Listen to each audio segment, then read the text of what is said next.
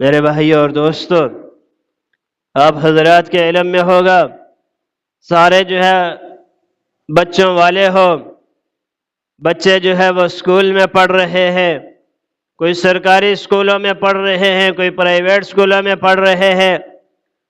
سردیاں شروع ہونے والی ہے، اسکول کی طرف سے، سرکار کی طرف سے اور پرائیویٹ اسکولوں کی طرف سے سردی کی چھٹیاں قریب پڑنے والی ہے۔ 22 دسمبر سے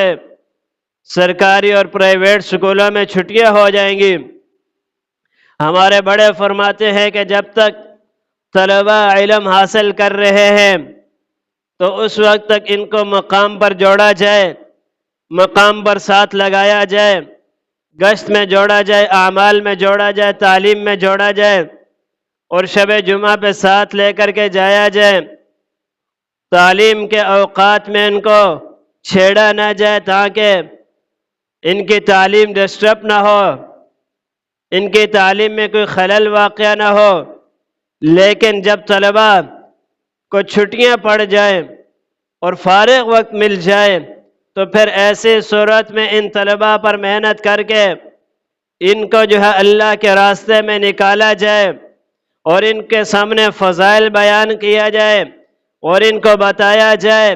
کہ جوانی میں اور اس حالت میں اور اس عالم میں اللہ کے راستے میں نکلنا یہ پیغمبروں کا شیوا ہے، یہ پیغمبروں کا طریقہ ہے، یہ اللہ کو بڑی محبوب زندگی ہے۔ جب جوانی کی زندگی میں اللہ کے سامنے سجدہ کیا جاتا ہے،